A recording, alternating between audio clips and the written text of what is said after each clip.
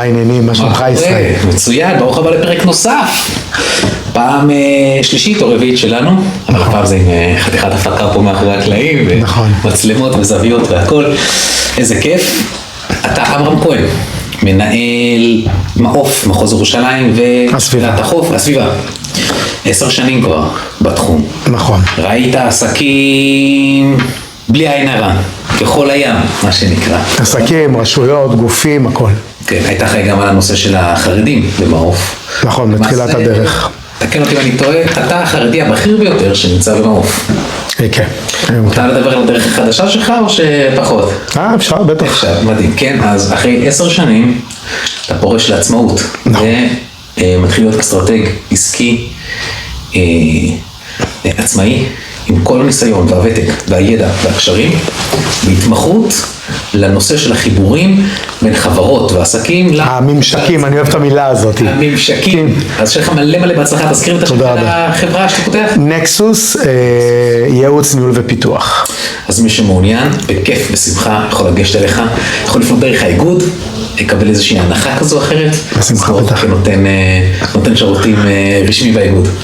אוקיי, אז נשמע קצת עליך ככה, למרות שבפרקים הקודמים לא יודע אם הם יעלו בגלל האיכות, נשמח לשמוע קצת עליך ככה וזה, ונתחיל לדבר על עסקים. אז כמו שככה פתחת ישראל, בעצם אני בא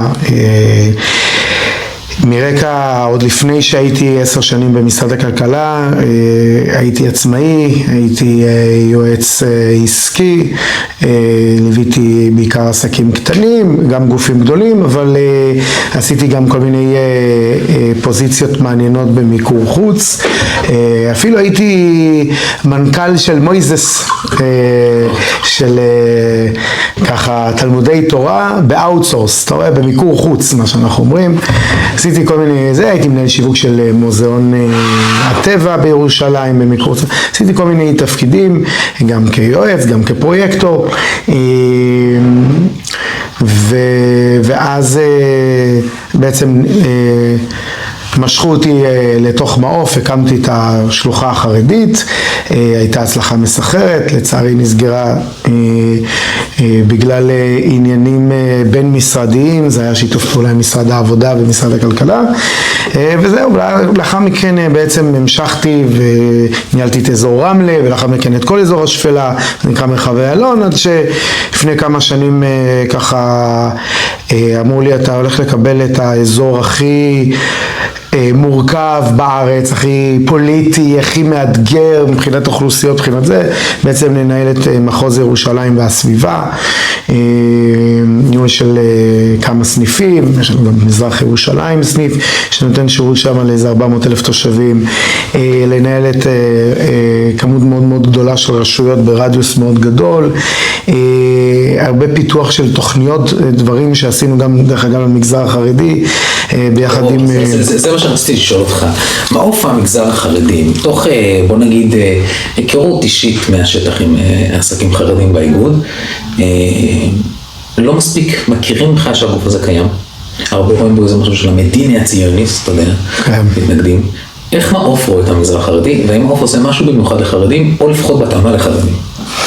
אז התשובה היא חד משמעית כן. אני יכול להגיד שמעבר לזה שבאמת היה את הסניף החרדי, שהיה ככה פעיל מסוף 2016, 2017 עד 2020,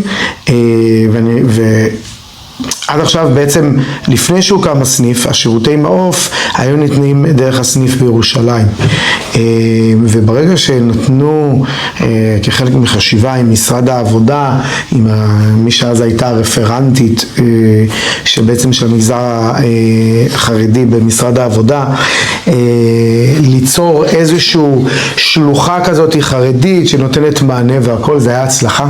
אז הגענו ל-400% מהיעדים באמצע השנה. היו כנסים עם חסידויות, עשינו אז עם בלז, ועשינו עם המון גופים ומכלול ועם מרכזי הכוון תעסוקתיים, היה באמת, וירידי תעסוקה והכל היה באמת תקופה נהדרת. אתה אומר היה, מה? עכשיו, בפועל לצערי זה נסגר, זאת אומרת שיש עדיין סניף חרדי יהודי של בני ברק, אוקיי?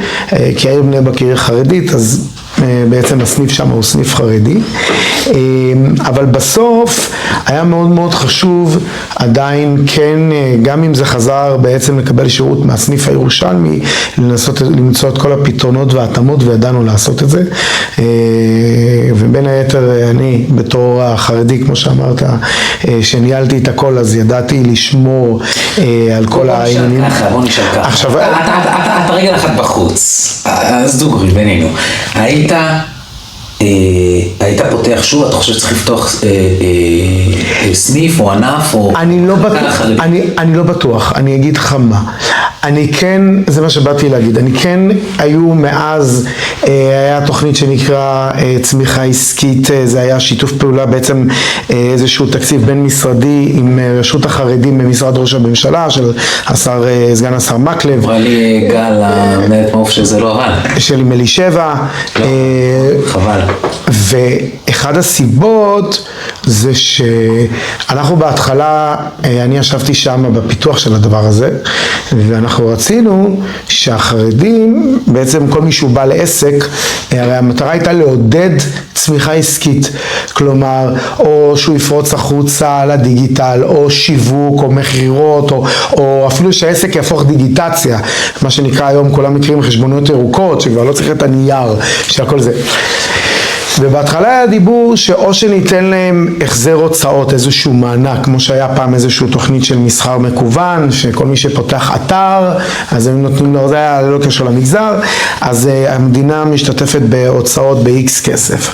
אז או משהו כזה, או אפילו לתת איזה 10-20 שעות חינם, אוקיי, בעצם למגזר החרדי. אבל אני יכול להגיד שבסוף,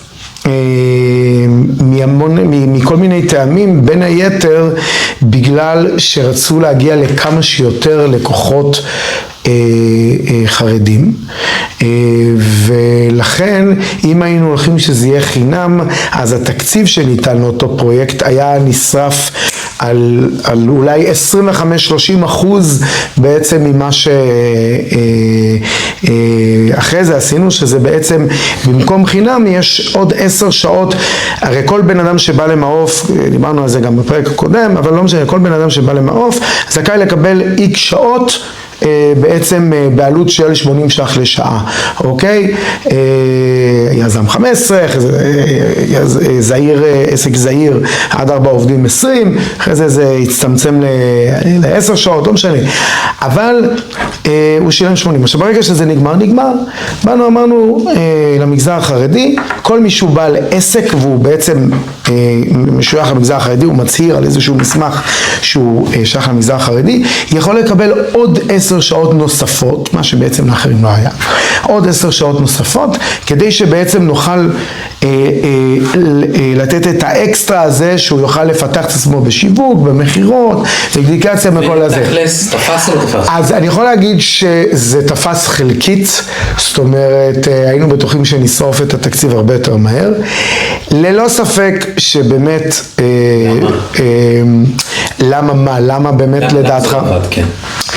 יש איזה קטע, אתה יודע, בוא נלך לנושא אחר שרציתי לשאול אותך, יש איזה קטע אצל חרדים, אני לא יודע אם זה משהו בעולם הישיבות כזה, שמלמדים אותנו, אתה יודע, להיות ההיפכא מסתברא, להגיד תמיד את ההפך, ומפתחים אצלנו את הביטחון העצמי, ואתה יכול ללמוד לבד, וזה הסוד של המוח החריף שיש להרבה חרדים מצד אחד. מצד שני, העולם של הייעוץ, החרדים פשוט לא מתייעצים. אגב, אני חייב לציין, חרדיות זה לגיטימי. אבל חרדים, גברים, יש משהו... באגו. או איזה חינוך או משהו, אנחנו פשוט לא מתייעצים. אז אני אגיד לך למה בעצם זה לא כל כך עבד. כי בעצם החשיבה היא, אוקיי, ואני אומר את זה כי בתור עמי אנוכי יושבת, שבאנו ואמרנו, אוקיי, אתם מקבלים עוד 10 שעות, אמרו לי, איזה יופי, חינם, אמרנו לו, לא, בעלות של 80. אז לא הבאנו פה שום חידוש, אוקיי? כי כבר עד עכשיו היה זה. כלומר, לפעמים, וזה מתחלק.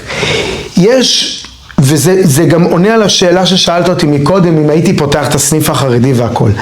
אז אני יכול להגיד לך שיש חרדים שאוהבים גם בעולם העסקי להיות בתרבות הזאת שאנחנו, איפה שאנחנו יכולים, איך אמרת, מהמדינה הציונית, איפה שאפשר לקחת, לקבל והכל, כי שוב, כי זה לגיטימי, כי ביחס להרבה מאוד מגזרים יש פערים ענקיים, ואנחנו כן צריכים בעצם כמה שיותר להתפתח ולהתקדם והכל, וזה לגיטימי לקבל.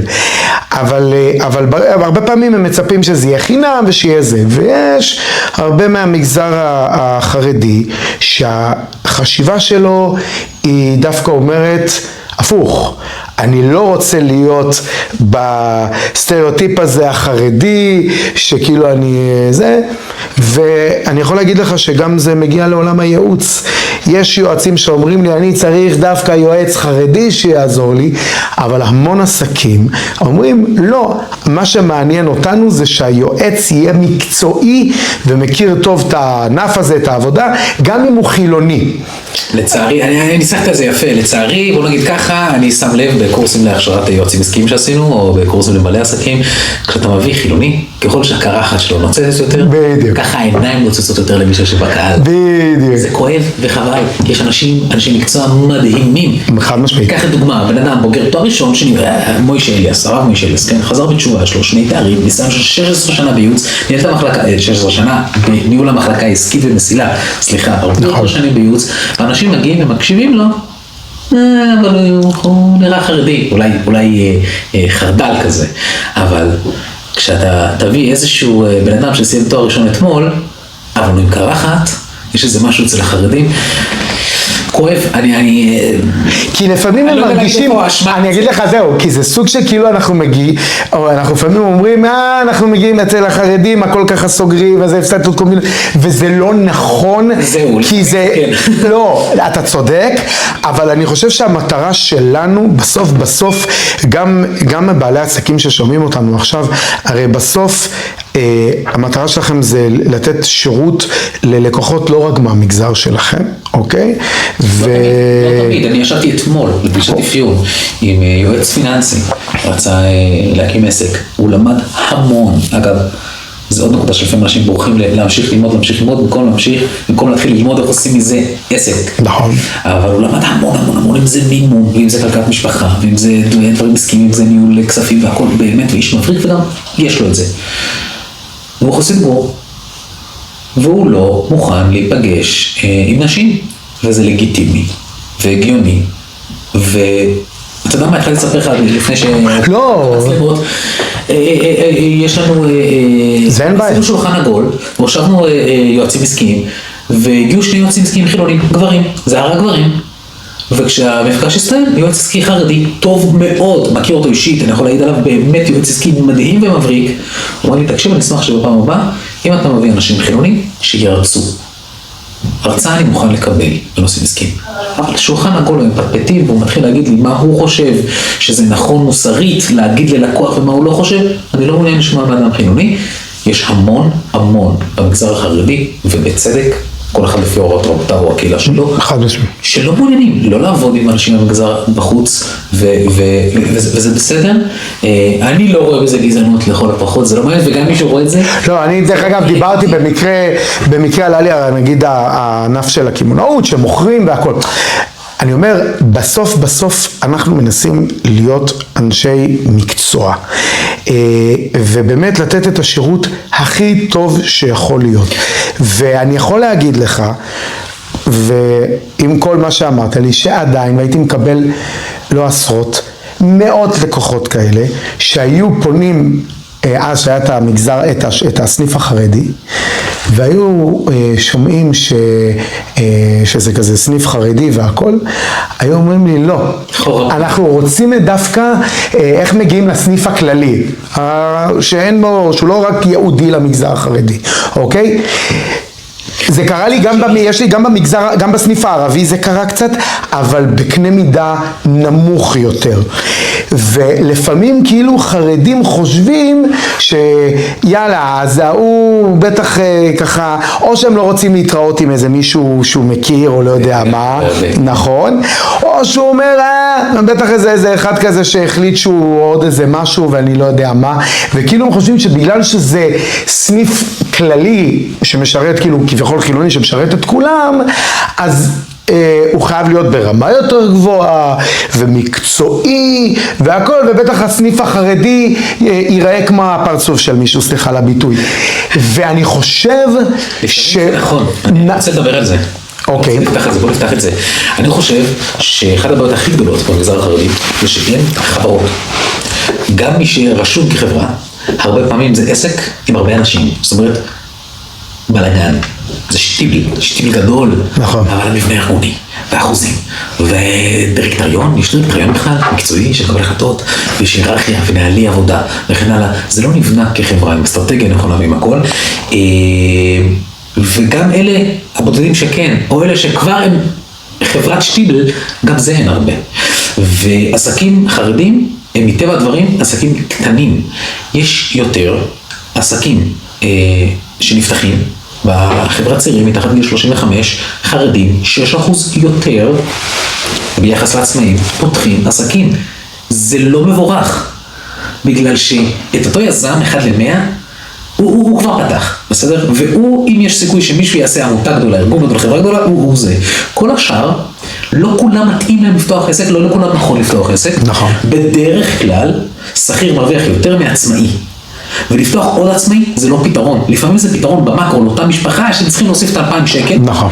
אבל במיקרו זה פתר, במקרו לא תמיד מיקרו ועוד מיקרו זה פתרון, ואני לא אוהב את זה. אתה יודע, אתה רואה עוד אחד ועוד אחד פותח, זה לא נכון כלכלית.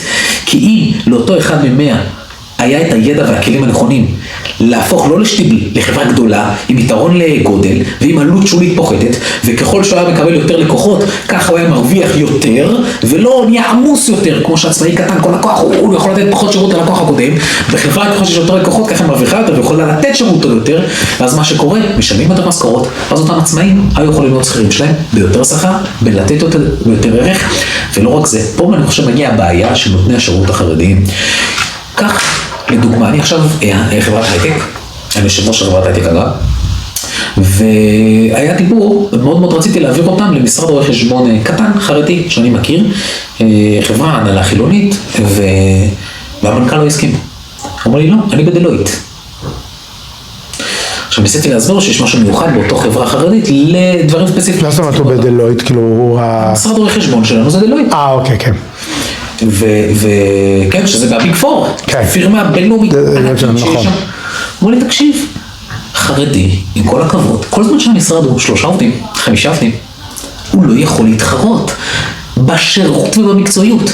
לא במחיר או באיזה, על 3 רואי חשבון לא מקימים תוכנה ב$2 מיליון. בדלויט כן, גם ב$20 מיליון. תוכנה שמשפרת את השירות שלהם. על 3 או 5 רואי חשבון לא שולחים אותם להשתלמויות. בדלויט שולחים אותם להשתלמויות. בדלויט יש יותר ממי לבחור. בדלויט כל אחד יכול להיות מומחה למה שהוא עושה. אבל חרדים, לצערי, אתה רואה את כל אותם עצמאים.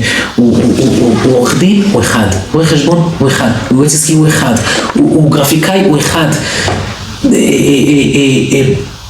בעולם שאנשים עוד יותר, ולמרות שכל אחד באמת עושה את כל מה שהוא יכול, אני באמת מאמין, אנשים חרדים, אנשים חרוצים, ועובדים קשה ורוצים להרוויח כמה שיותר ולעשות את זה כמו שצריך, הם לא יכולים.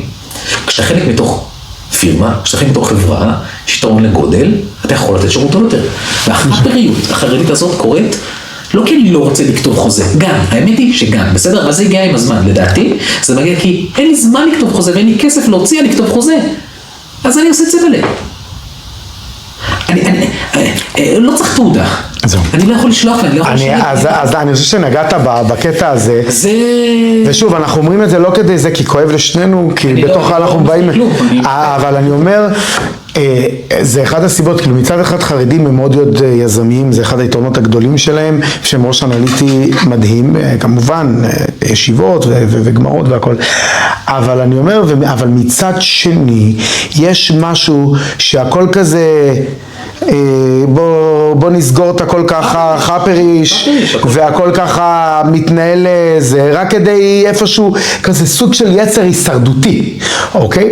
והרבה מאוד עסקים, תדע לך שהכנסנו מאוד חזק את הקורס של יוזמים עסק, זה קורס לאיך להקים מנהל עסק, עשינו את זה כמובן גם בגברים בנפרד, לנשים בנפרד, בעצם היו שם גם הרבה בעלי או בעלות עסקים קיימים, כי בעצם זיהינו באבחון שעשינו שהם בדיוק, הם באו, קפצו למים, הם שנים בזה, אבל הם אף פעם לא באמת הבינו מה זה ערך לקוח, מי הקהל יעד שלך, איך אתה בונים תמחור, המחרה, מה הערך המוסף, איך אתה משווק, מי הלקוחות שלך, תוכנית עסקית, ניהול תזרים. אתה יודע איך כואב לי? שאנחנו יוצרים קשר עם חברים באיגוד, ואנחנו מציעים להם מטרות שיש, לפעמים זה בחינם, וזה בעלות שולית וכל מיני כאלה, ואתה שומע המון, לא, אני מנהל את העסק שלי מדהים, אני יודע, אני טוב, יש לך תקציב לשנת 26, יש לך? איפה? באיזכם? אין לי. יש לך תוכנית שיווקית? יש לך איזה לוח גאנט לשיווק שאתה עושה שנה הבאה? לא. כמה זמן אתה קיים? 8 שנים. אז אתה יודע שפורים הוא לא מגיע רק השנה. הוא מגיע גם שנה הבאה. כל שנה אתה מגיע.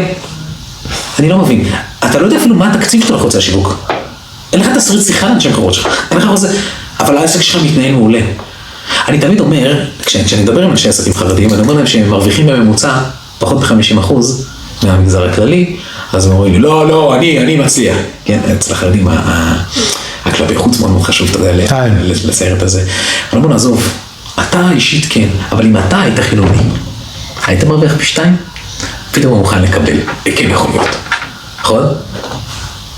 לא, כי אקדמיה, לא, כי זה לא מעניין אותי, זה נושא לדון עם אנשים אחרים, הבאתי פה איזה שמאלני ונריב איתו, אבל אני ואתה לא תודף.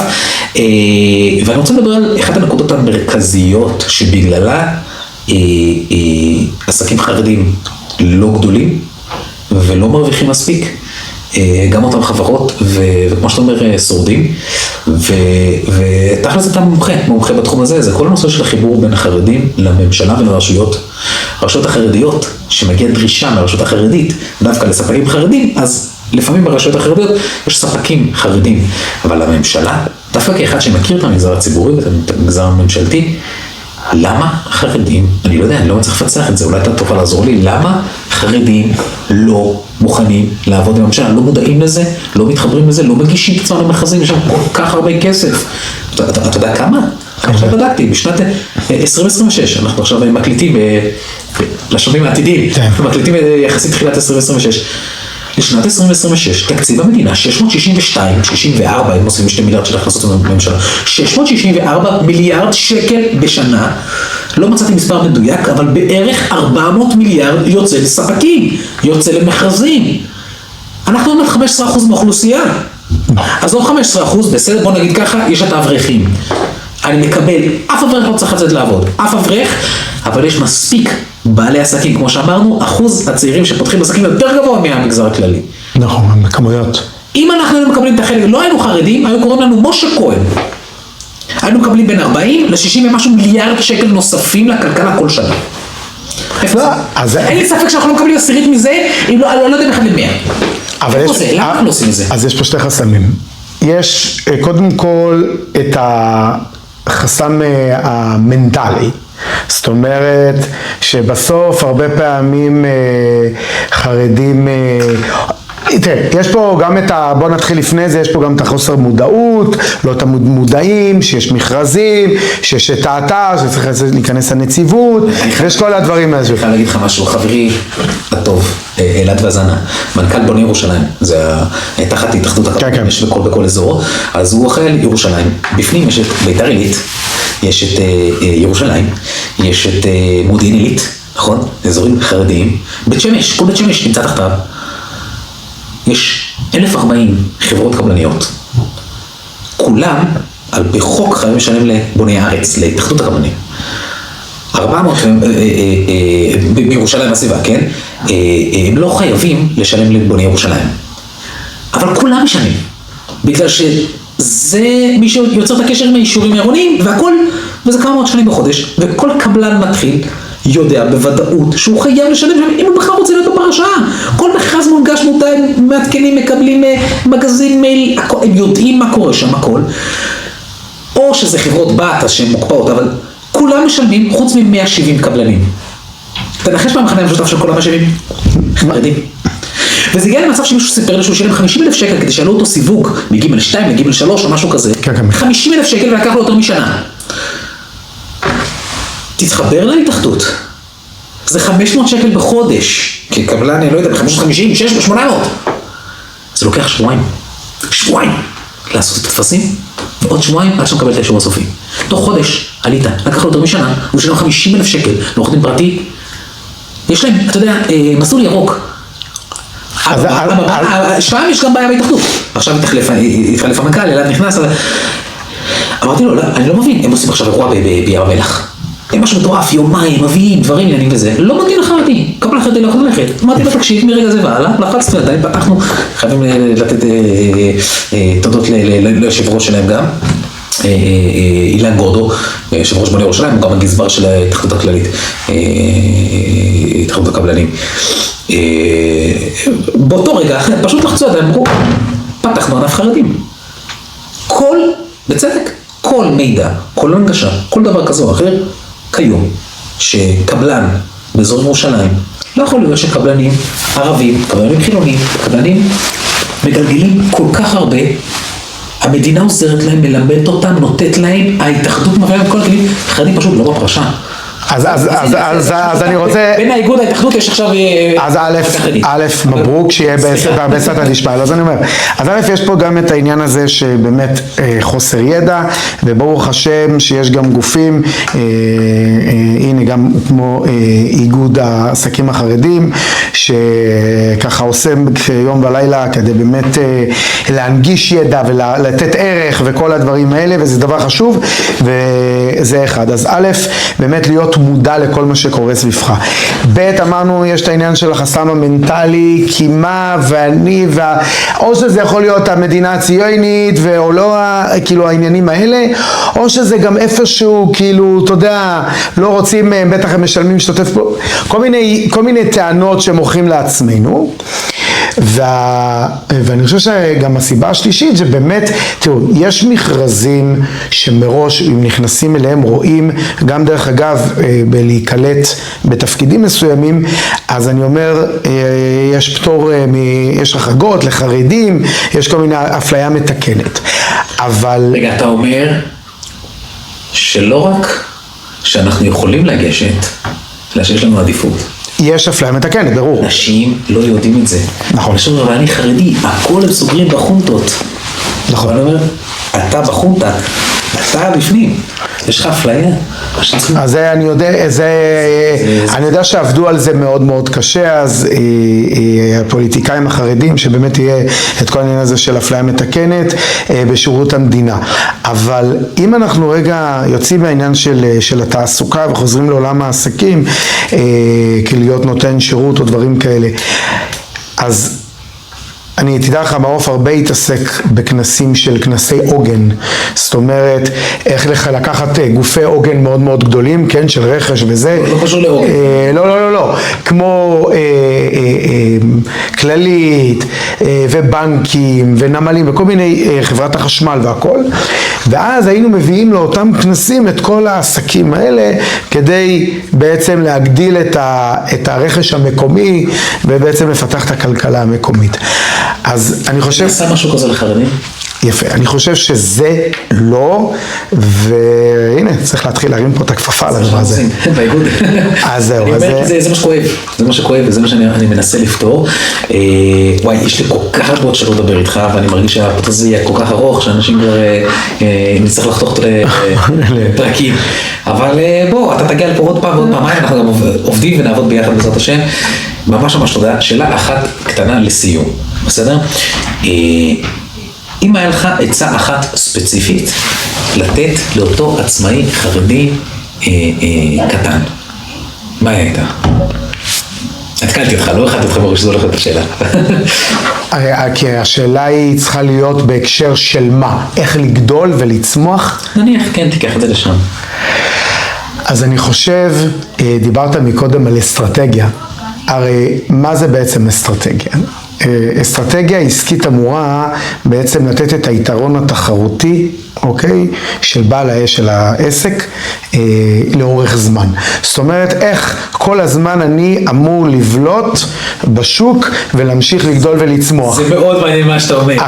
עכשיו, שלי שונה. אז אני אומר, הרעיון הוא בעצם, נגיד אם אנחנו מדברים על איזשהו עסק קטן, זה שהוא צריך תמיד לא לנוח על השמרים כמו שאנחנו מכירים, אבל לא רק בלא לנוח על השמרים ברמה של, כי כל בעל עסק אמור כל הזמן לראות מה קורה בהתפתחויות וזה, אלא להיות כמה צעדים קדימה. אם עכשיו אנחנו יודעים שהבינה המלאכותית נכנסה ושוטפת את המגזר החרדי, אנחנו כל הזמן שומעים על עובדים מטורפים ששולטים באוטומציות ובינה מלאכותית ויודעים לעשות עם זה דברים נפלאים, אני אומר, ויודעים איך לרתום ולהיות צעד קדימה בעזרת הדברים האלה, אני אומר, זה בדיוק זה לחשוב קודם כל איפה אני, מה הולך לקרות, לנסות לזהות כל מיני דברים שקורים ולראות איפה אני יכול להיות עוד כמה זמן.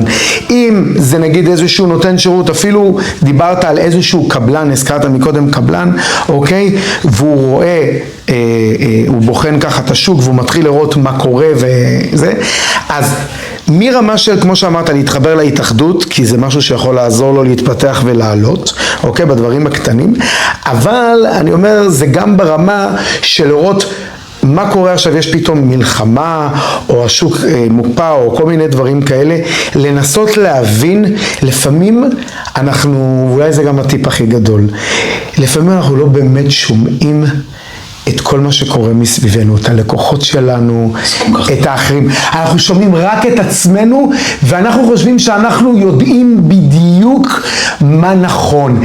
תנסו לזהות את הצרכים, תנסו לראות מה קורה, ולהבין לאן זה לוקח, וכמו שאמרתי לכם, תהיו הראשונים להיות, לפרוץ לשם, לקחת לשם, להביא את הבשורה, להביא מוצר חדש, אני לא יודע מה. כל הזמן להיות בתנועה, כמו שנאמר במקורותינו, וילכו מחיל אל חיל. לרגע לא להיות ככה. אז תמיד תתכננו קדימה. אם אתם רוצים להיות גדולים, תחשבו איך גדול מתנהג, תבנו את הצעדים שלכם כדי להגיע להיות שם. וכל הזמן להקשיבו. החוצה, יש לי סיפור מאוד מאוד מעניין עם רני חזקאל, המנהל של סוכנות עסקים קטנים ובינוניים. לא, הוא כבר מנהל עסקים לתעסוקה. מנהל עסקים לתעסוקה. כן, הוא הביג בוס. כן, הוא הביג בוס, חבר יקר, מדהים. רן, מן הסתם, הוא מקשיב פחות או יותר כל מה שאנחנו רוצים. אני מניח שנספר את הסיפור הזה בפעם אחרת. ממש ממש תודה. תודה שהייתם איתנו. אתם מוזמנים, כולם מוזמנים להמשיך, לעקוב אחרי הפרקים הבאים, להיות חלק מהשיח המקצועי שמחזק את בעלי העסקים בחברות במגזר. נשמח מאוד אם תוכלו לשתף את הפרק עם מי שאתם חושבים שהפרק הזה יכול להיות לו לערך ושיכול לקדם את העסק שלו. והכי חשוב, אני חושב שלא, חס ושלום, הביקורת פה היא קודם כל, כל מה שדיברנו היא על עצמנו, כי כולנו, אני תמיד אומר, זה כמו אבא שיש לו ילד, שהוא מבין את הפוטנציאל של הילד, עכשיו הוא ככה בדיוק באיזה כיתה ו' ז', והוא עם לימודי גמרא והכל, והוא רואה שהילד מוותר לעצמו, שהוא ככה עושה קומבינות ומעתיק, אבל הוא יודע שהילד יכול להיות גאון הדור, כן? ואנחנו נתן את כל מה שאנחנו יכולים וזה. אז אני אומר, הביקורת לא נובעת חס ושלום זה, כי אנחנו באמת יודעים את הערך האמיתי שהמגזר החרדי יכול ונותן, ויכול לתת פי 1000 יותר, גם בתעסוקה, וכמובן גם כנותני שירות, כעסקים. וזהו. אתה יודע מה? עוד משהו. מי שזה מפריע לו ביקורת, שלא ייכנס לעולם העסקים. כן, העסקים אסור לי. צריך אור חזק. אין לזה משמעות. נכון. צריך לעשות. בדיוק. יאללה. יאללה, תודה רבה ישראל. תודה.